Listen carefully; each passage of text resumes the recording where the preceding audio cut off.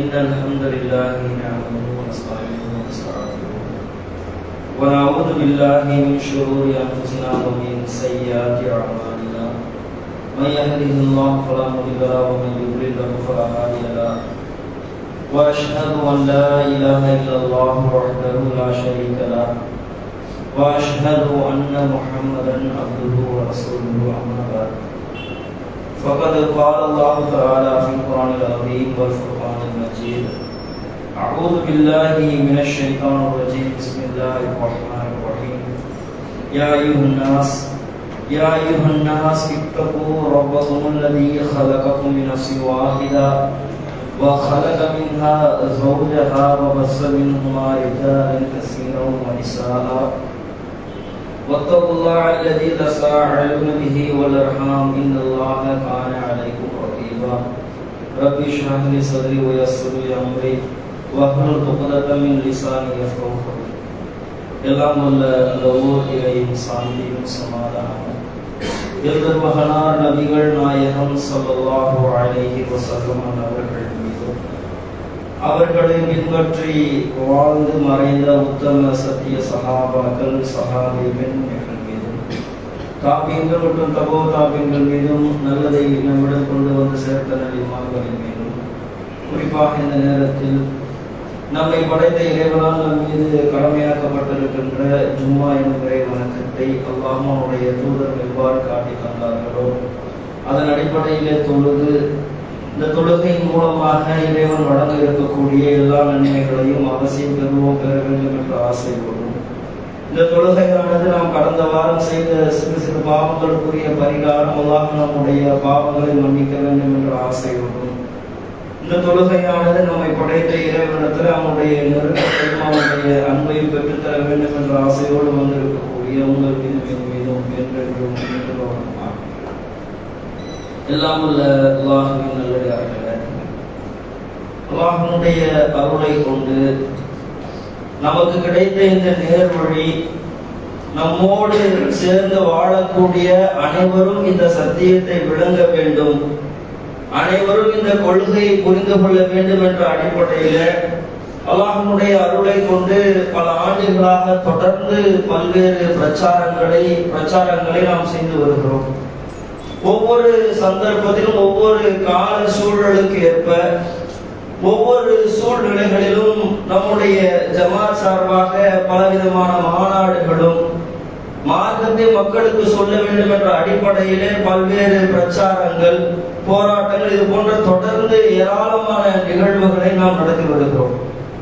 அல்லாஹ்வுடைய அருளை கொண்டு அல்லாஹ் நாடினார் என்று சொன்னால் வரக்கூடிய பிப்ரவரி 5, 2023 அன்று திருச்சியில் வைத்து ஒரு மாநாட்டை அறிவித்திருக்கிறோம்.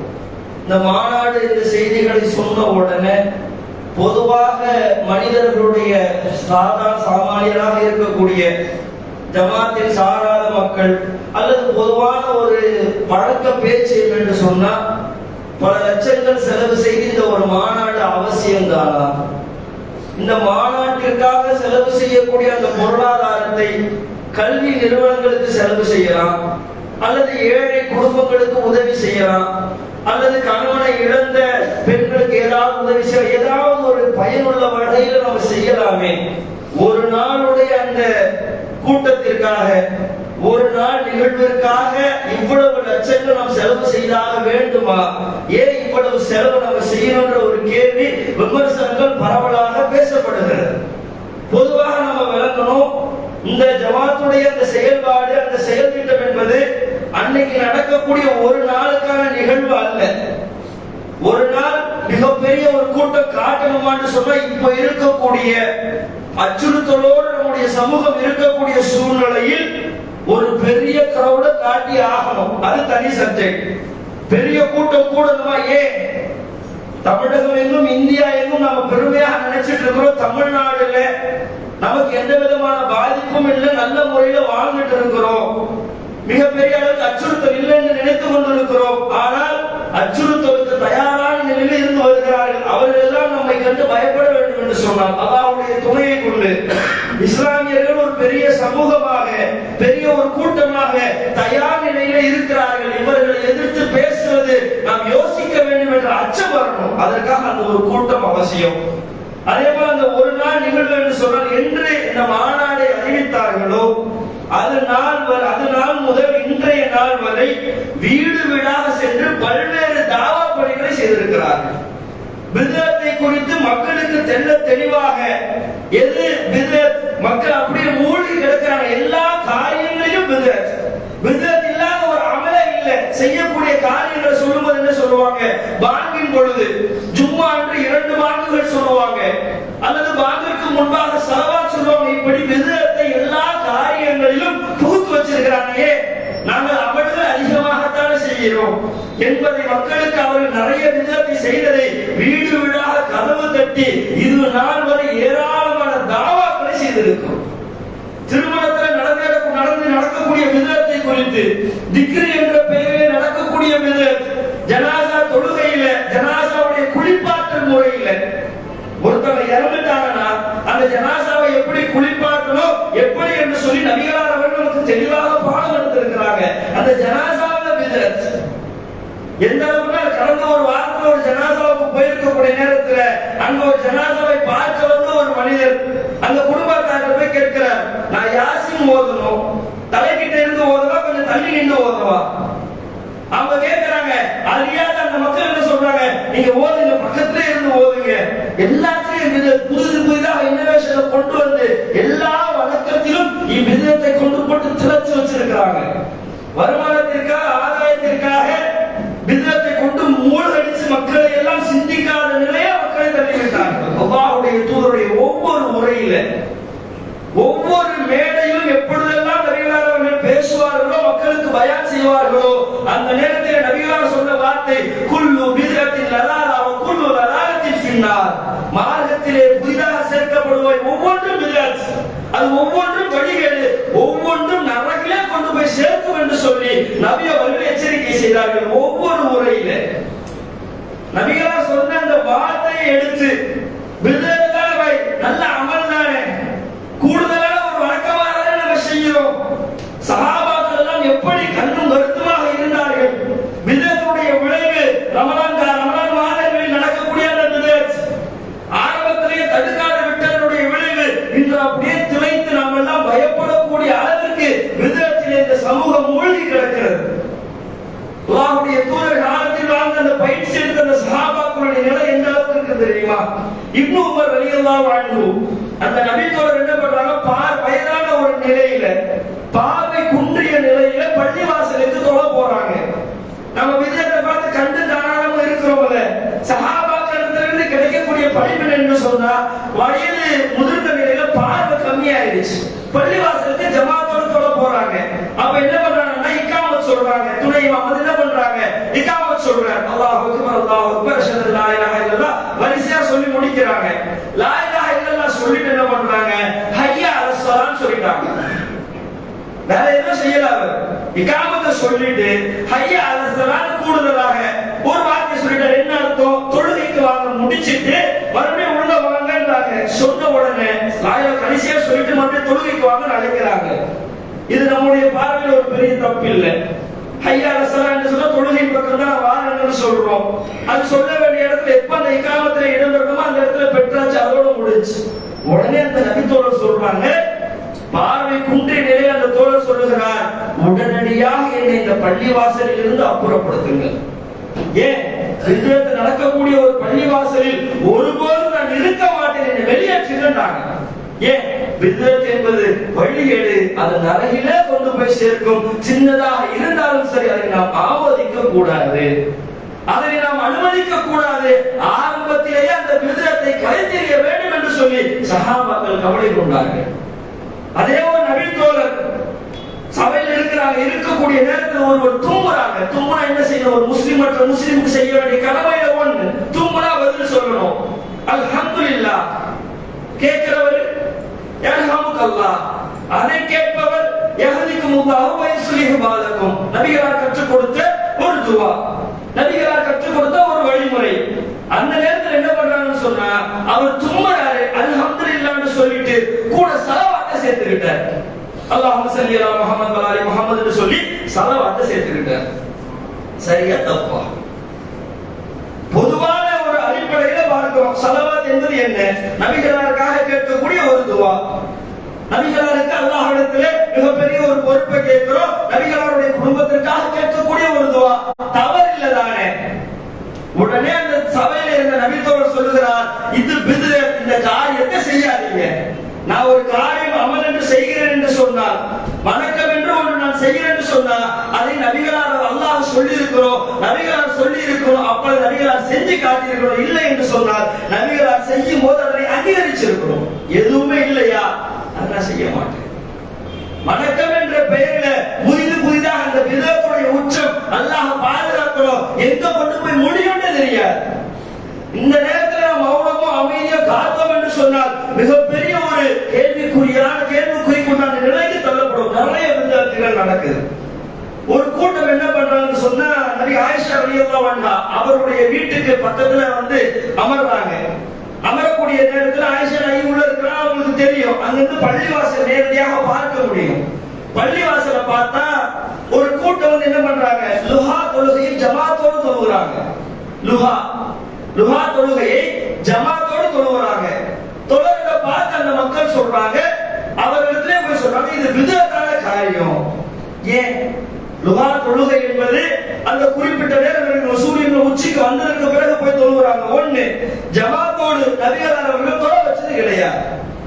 ஜமாத்தோடு நபிகளார் அந்த லுஹா தொழுகை தொழ வச்சாங்கன்னு சொன்னா அதற்கு ஆதாரங்கள் கிடையாது. உடனே சஹாபாக்கள் சொல்லுகிறார்கள், இது பிதஅத், இந்த காரியத்தை செய்யக்கூடாது என்று சொல்லி ஒவ்வொரு நேரத்திலும் அந்த பிதஅத்தை குறித்து மக்களுக்கு விழிப்புணர்வு செய்தே இருந்தாங்க. சின்னது நீங்க அனுமதிக்காதீங்க, வணக்க வழிபாடு தானே, லுஹா தொழுகை ஜமாத்தோடு தொழுவதுதான் நல்ல காரியம் தானே என்று அனுமதித்து விட்டால் பிற்காலத்தில் மிகப்பெரிய ஒரு வழிகேடாக மாறிவிடும்.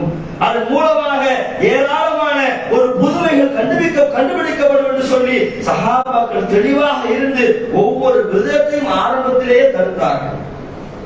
வரலாறு சொல்லக்கூடிய நேரத்தில் எந்த அளவுக்கு அவர்களுடைய அந்த உறுதிப்பாடு என்று சொன்னா, ஒரு நபித்தோழனுடைய வாப்பா கிட்ட கேட்கிறார், என்னுடைய தந்தையே, நீங்க என்ன பண்றீங்க, நபிகளாரோடு பயணித்திருக்கிறீர்கள், அபூபக்கர் சித்திக் போன்ற எல்லா சஹாபாக்களும் பல ஆண்டு பயணம் செஞ்சிருக்கிறீங்க, என்னைக்காவது ஃபஜ்ருடைய தொழுகையில அவர்கள் குனூத் ஓதி இருக்கிறாங்களா?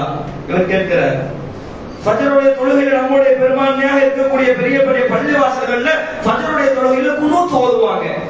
தொழுகை முடிஞ்ச இரண்டாவது ரக்காத்துல குனூத் ஓதுவாங்க. இவங்க கேட்கிறாங்க, குனூத் ஓதி பார்த்திருக்கிறீங்களா?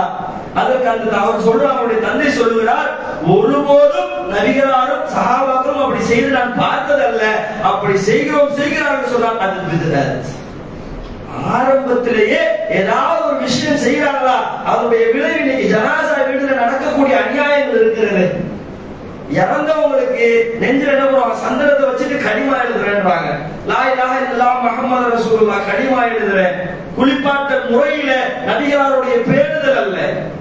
நபிகளார்கள் குளிப்பாட அதிகபட்சம் ஒற்றைப்படை 1, 3, 5 ஒற்றைப்படையில தண்ணீரை பயன்படுத்த சொல்லி இருக்கிறாங்க. அதுல என்ன முறை எப்படி செய்யணும் இருக்கு. இப்ப அது ஒரு பேணுதலே இல்லை. இஷ்டத்துக்கு டேப்பை திறந்து விட்டாலும் 2, 3 டேங்க் தானா காலியாகும். கசப்பு மாத்திரைன்ற பேர்ல ஒரு தனி குளியல். இது போன்ற சின்ன வகைகள் அந்த நேரத்தில் இருக்கும்போது நம்ம குடும்பத்தில் அது நடக்குதா, நம்முடைய உறவுகள் வீட்டில் நடக்குதா, விதத்தான காரியம் என்று சொன்னால் உடனே தடுக்கக்கூடிய பொறுப்பு நம்ம இடத்துல இருக்கு. அப்படி விதத் பல்கி பெருகி நிறைய இருக்கு. சஹாபாக்கள் எந்த அளவுக்கு சொன்னா, ஒரு நபி தோழர் வராங்க, வந்து அந்த தோழர்கிட்ட சொல்றாங்க, உங்களுக்கு இன்னார் சலாம் சொன்னாங்க. பழமையா நடக்கிறது தானே. பார்த்தா என்ன பண்ணுங்க, அவருக்கு என்னுடைய சலாத்தை சொல்லுங்க, நான் சலாம் சொன்னதாக அவரிடத்துல கொண்டு போய் சொல்லுங்கன்னுவா. வந்து சொன்ன உடனே இந்த நபித்தோழர் சொல்றாங்க, நான் அவருக்கு பதில் சலாம் சொல்ல மாட்டேயே, அவர் விதத்தான காரியங்களை செய்து வருகிறார். விதத்துல அவ்வளவு ஒரு வெறுப்போடு, புதுமை என்று சொன்னால் அல்லாஹ்வுக்கு பிடிக்காத ஒரு காரியம். புதுமையாக ஒரு கண்டுபிடிப்பு, ஏதாவது மார்க்கம் என்ற பெயரில் ஏதாவது கண்டுபிடிப்பார்கள் என்று சொன்னால் அதனை ஒருபோதும் ஏற்க தயாரில்லை என்று சொல்லி சஹாபாக்கள் இருந்தார்கள். அல்லாஹ்வுடைய தூதருடைய எச்சரிக்கை ஒவ்வொரு முறையிலும் குல்லு பித்அத்தின் லலாலா வ குல்லு லலாலத்தின் ஃபின்னார். அப்படிப்பட்ட பித்அத்தை ஒழிக்க வேண்டும். அந்த பித்அத்தை ஒழிப்பதற்காக மாநாடு அறிவித்த அந்த நாள் முதல் எத்தனை வீடுகள் கதவுகள் தட்டப்பட்டு எத்தனை துண்டு பிரசுரங்கள் கொடுக்கப்பட்டிருக்கு. திருமணத்தில் நடக்கக்கூடிய விதத்தை குறித்து ஒரு நோட்டீஸ், நோன்பு காலங்களில் நடக்கக்கூடிய விதத்தை குறித்து ஒரு நோட்டீஸ். மார்க்க அடிப்படையில் நபிகளார் என்ன சொல்லி இருக்கிறார்கள், நபிகளார் எதனை கற்று தந்திருக்கிறார்கள் என்று சொல்வதற்காக வீடு வீடாக கதவை தட்டி ஒவ்வொரு வீட்டிலும் பிரச்சாரங்கள் செய்யப்பட்டிருக்கிறது. அது அந்த மாநாட்டிற்காக செய்யப்பட்டது. அந்த மாநாடு என்பது சமுதாய பாதுகாப்பு மாநாடு. நம்ம சமுதாயம் எதற்காக அந்த மாநாடு அறிவிக்கிறோம்? நம்முடைய சமூகம் என்பது இப்ப இருக்கக்கூடிய நிலை, எங்க பார்த்தாலும் அந்த இந்துத்துவாவுடைய அவருடைய கை ஓங்கக்கூடிய நிலையில இஸ்லாமியர்களை பேரை சொன்னாலே அடிக்கிறோம். வரலாறு இருக்கிறா இல்லையா? அகலாக்கில் இருந்து ஏராளமான இஸ்லாமியர்கள் கண்ணந்துள்ளமாக அடிக்கப்பட்டு அவர்கள் கொலை செய்யப்பட்டிருக்கிறார்கள்.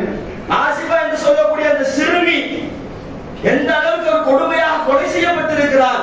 இஸ்லாமியர்கள் என்று சொன்னால் மிகப்பெரிய வன்மத்தோடு இந்த நாட்டிலே முடுக்கி விடப்படுகிறது. மீடியாக்களை திறந்தா இஸ்லாமியர்களுக்கு எதிரான பிரச்சாரங்கள். ஏன்?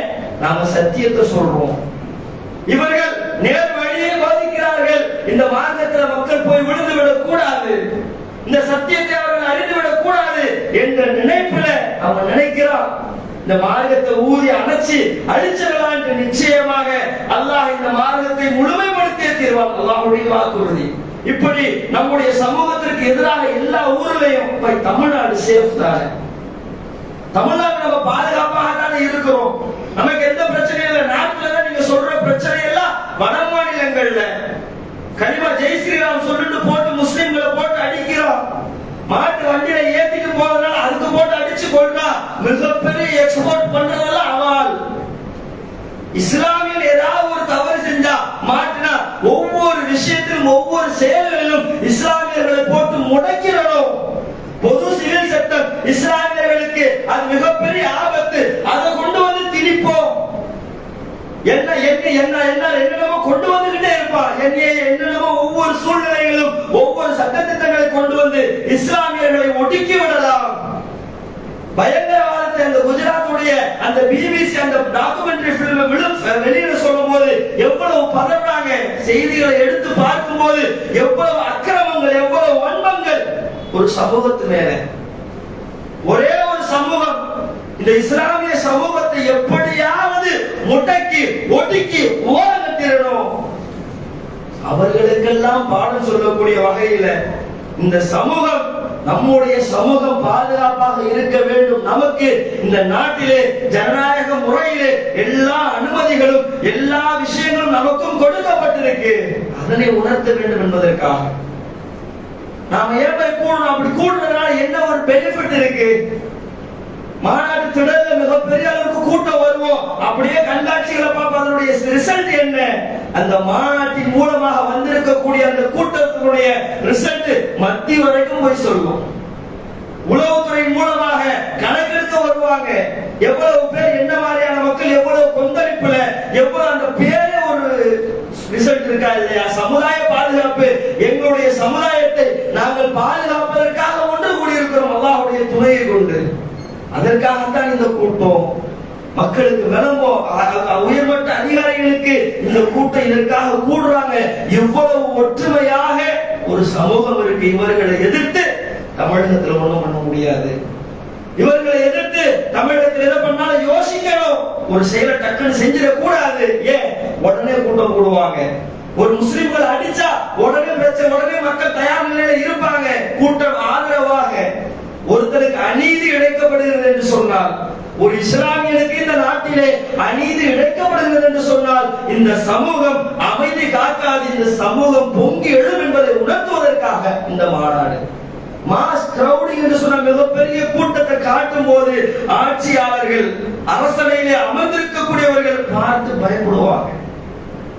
நம்ம நினைக்கிற பெரிய கூட்டத்தை காட்டணும், காட்ட வேண்டிய சூழ்நிலை, காட்ட வேண்டிய நிர்பந்தம் இருக்கு. இருக்கக்கூடிய பிரச்சனைகள்ல அந்த கூட்டம் எப்படி நடக்கும்? எப்படிப்பட்ட ஒரு உன்னதமான ஒரு சபை.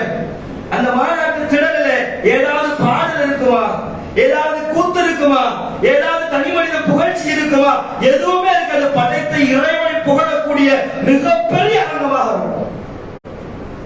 படைத்த இறைவனுக்கு அதிகமாக புகழ்ந்து அல்லாஹ்வுடைய புகழ் மாலை உச்சிக்கு செலுத்தக்கூடிய அற்புதமான ஒரு கூட்டம், அற்புதமான ஒரு மேடை. எங்கெல்லாம் அல்லாஹ்வை பற்றி புகழப்படுகிறதோ, எங்கெல்லாம் அல்லாஹ்வை பற்றி பேசப்படுகிறதோ, அங்கெல்லாம் அல்லாஹ்வால் அல்லாஹ்வால் படைக்கப்பட்ட கண்ணியமான வானவர்கள் சூழ்ந்து கொள்வார்கள். மலக்குமார்களுடைய பாதுகாப்பு கிடைக்கக்கூடிய அற்புதமான ஒரு சபை. யாரெல்லாம் அது போன்ற சபையிலே பங்கெடுக்கிறார்களோ, அல்லாஹ்வை புகழக்கூடிய சபையிலே பங்கெடுக்கிறார்களோ, வானவர்கள் ரிட்டர்ன் போவாங்க அல்லாஹ்விடத்துல. அல்லாஹ் கேட்பா, எங்க போயிட்டு வரீங்க? இறைவா, இது மாதிரி உன்னுடைய மார்க்கத்திற்காக அவர்கள் போராடுகிறார்கள், உன்னை புகழ்கிறார்கள். அல்லாஹ் கேட்பா, என்கிட்ட என்ன வேணுமா அவங்களுக்கு? எல்லாத்தையும் விட்டு, வேலை எல்லாத்தையும் விட்டு என்னுடைய செய்தி கேட்பதற்காக வந்திருக்கிறார்களே, அவர்களுக்கு என்ன வேண்டுமா? இறைவா, அவர்கள் உன்னுடைய சொர்க்கத்தை எதிர்பார்க்கிறார்கள். சொர்க்கத்தை பார்த்திருக்கிறாங்களா? பார்த்தது கிடையாது. பார்த்திருந்தா நிலையே வேற. அவர்களுக்கு சொர்க்கத்தை நான் தந்து விட்டேன்.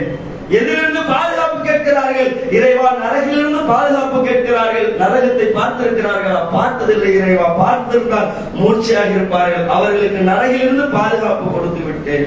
மேலும் அந்த மாணவர்கள் சொல்லுவார்கள், இறைவா, ஒரு சில பேர் அந்த பயான அந்த சபைக்கு வேண்டும் போல அந்த வழியாகத்தான் போனாங்க, அவர்களுடைய நிலை என்ன? இறைவன் சொல்லுவானா, அந்த சபையில் கலந்த, அந்த சபையில் வழியாக சென்ற அனைவருடைய முன் பாவங்களையும் நான் மன்னித்து விட்டேன்.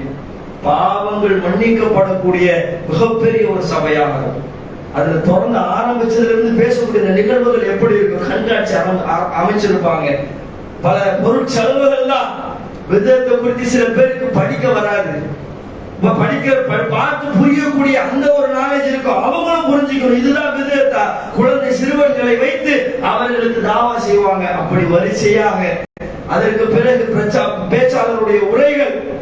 எந்த ஒரு மாநாட்டில் இதுவரைக்கும் நடத்தின, ஜமாத் நடத்தின மாநாடுல போட்டு புகழ்ந்து தள்ளிட்டாங்க போய் ஒரு ஆலயம். ரொம்ப பெரிய அநியாயமான முறையில் நடந்திருக்குவாய்.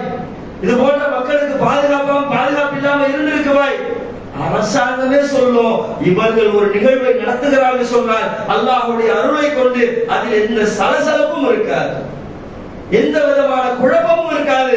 அவ்வளவு பெரிய ஜமாத்தாக அங்கே ஜமாத்துடைய தொழுகைகள் நடக்கும். இப்படி உன்னதமான ஒரு சபையாக அது இருக்கக்கூடும். அந்த மாநாடு அவசியமாக இந்த நேரத்தில் இவ்வளவு பொருட்செலவு நம்ம செலவு செஞ்சு நடத்தணுமா? கிளைகள் இருந்து கேட்டுக்கிட்டே இருப்பாங்க. பொருளாதார உதவி செய்யுங்க, பொருளாதார உதவி செய்யுங்க, மாநாடு நடத்துறோம், எதுக்கு வேணாலும் கேளு, மாநாட்டுக்கு கேட்காதீங்க, எனக்கு பிடிக்கல, அப்படி பொட்டாவதுவா சொல்லிவிட முடியாது. அல்லாஹ்வுடைய தூதர் அவர்கள் சொல்லி இருக்கின்றார்கள், நம் மூலமாக ஒருவர் இந்த இஸ்லாமிய மார்க்கத்தை ஏற்றுக்கொள்கிறார் என்று சொன்னார். நபிகளார் சொல்லுகிறார்கள், சிகப்பு நிற ஒட்டகத்தை விட சிறந்ததுன்றாங்க. அன்றைய காலத்துல இன்னைக்கு ஆடி பென்ஸ் ரோல்ஸ் ராய்ஸ்ன்றாங்கல்ல, அந்த மாதிரி சிகப்பு நிற ஒட்டகம் என்றால் ஒரு பெரிய ஒரு மரியாதை. அதை விட சிறந்தது ஒருவர் உங்கள் மூலமாக இஸ்லாமிய மார்க்கத்தை ஏற்றுக்கொள்வது. மாநாட்டுடைய வரலாற்றுகளை எடுத்து பாருங்க, ஒவ்வொரு மாநாட்டிலும் குடும்பமாக இஸ்லாத்தை ஏற்ற வரலாறுகள் உண்டு. அந்த மாநாட்டில் ஒருத்தர் இந்த இஸ்லாமிய மார்க்கத்தை ஏற்றுக்கொண்டாலும் சரி, அதற்காக உழைத்த நம் அனைவருக்கும் அல்லாஹ் அதற்குண்டான பங்களிப்பை நிச்சயம் தருவான் என்பதை விளங்கி எவ்வளவோ மாற்றுமத நண்பர்கள் இந்த பிரச்சாரங்கள் எல்லாம் பார்த்திருக்கிறார். பார்த்து முஸ்லிம்கள் இது மார்க்கம் என்று செய்கிறார்களா, அதனை விளங்கி தேடலோடு இஸ்லாமிய மார்க்கத்தை ஏற்றுக்கொண்டவர்கள் இருக்கிறார்கள். என்னைக்கு இந்த தாவா ஆரம்பிச்சாங்களோ அந்த அடிப்படையில் ஒரு 10-11 மாதங்கள்ல பல நபர்கள் இஸ்லாத்துக்குள்ள வந்திருக்கிறாங்க. அந்த சபைக்கு மாற்றுவத நண்பர்கள் வருவார்கள், மார்க்கத்தை பிதத் செய்யக்கூடிய மக்கள் வருவார்கள். அந்த நேரத்தில் அந்த சபையில வந்து விளங்கி இந்த ஏகத்துவத்துக்குள்ள வருவதற்கு ஒரு வாய்ப்பாக அமையும். நாமும் ஏதோ ஒரு பிரச்சாரத்தின் அடிப்படையில அல்லாஹ் நம்மை தேர்வு செய்தான். என்னைக்கோ நடந்த யாரோ செய்த அந்த தாவாவின் அடிப்படையில அல்லாஹ் நம்மை தேர்வு செய்தான். நாமும் அந்த பணியை விட்டுவிடாமல் தொடராக செய்ய வேண்டும் என்ற அடிப்படையில இந்த மாநாடு ஏற்பாடு செய்யப்பட்டிருக்கிறது. அதனை விளங்கி இந்த மாநாடு நல்லபடியாக நடந்து முடிய அல்லாஹ்விடத்தில் துஆ செய்யும்படி கேட்டுக்கொண்டு முதல் உரையை நிறைவு செய்கிறேன்.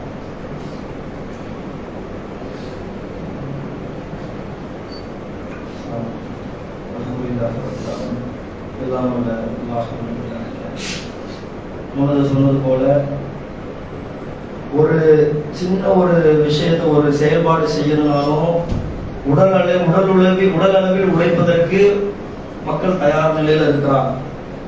பொருளாதாரம் என்பது மிகப்பெரிய ஒரு பிரதானமான ஒரு காரியம். காசு இல்லைன்னு சொன்னா எந்த ஒரு ஆக்டிவிட்டியும் செய்ய முடியாது. ஒரு சின்ன ஒரு விஷயமாக இருந்தாலும் பொருளாதாரத்தை மையப்படுத்தி அப்படி இவ்வளவு பெரிய ஒரு செயல்திட்டம் நடத்தும் போது பொருளாதாரம் மிகப்பெரிய அளவுக்கு தேவை இருக்கு. இது ஒரு நல்ல காரியத்திற்காக செய்யக்கூடிய ஒரு செயல். நம்ம பொருளாதாரம் கொடுக்கிறதுனால இப்போ இந்த பகுதியில் இருக்கிறாங்க MMDA ஒரு 2 பஸ் போதும் வைங்களேன்.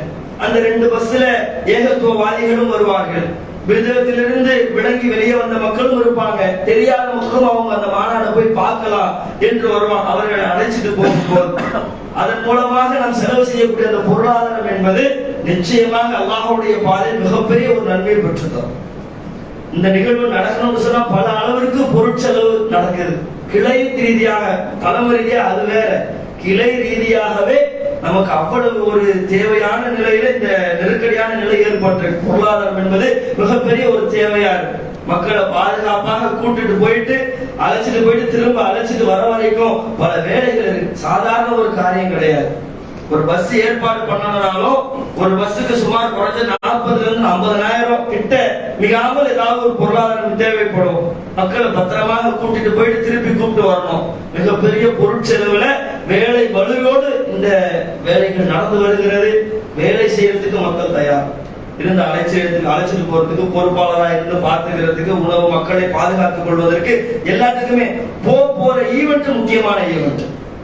ஏதோ ஒரு கல்யாண ஃபங்க்ஷனுக்கோ அல்லது ஏதாவது ஒரு பெரிய ஒரு ப்ரோக்ராமுக்கோ அதுக்கெல்லாம் போல அல்ல, அந்த சபையில வண்டியில ஏறினதுல இருந்து ஒரு நல்ல ஒரு பயணத்தை நோக்கி அல்லாஹ்விற்காக, அல்லாஹ்வுடைய தூதருக்காக நபிகளார் காட்டி தந்த அந்த மார்க்கத்தை மக்களுக்கு தெளிவாக சொல்ல வேண்டும் என்ற அடிப்படையில் செய்யப்படக்கூடிய அந்த பயணம், அந்த பயணத்திற்காக நம்மால் ஆன பொருளாதாரத்தை முடிந்த அளவிற்கு இந்த மாநாட்டினுடைய செலவிற்காக ஒரு அல்லாஹ்வுடைய அருளை கொண்டு தொடர்ந்து செய்து வந்திருப்போம்.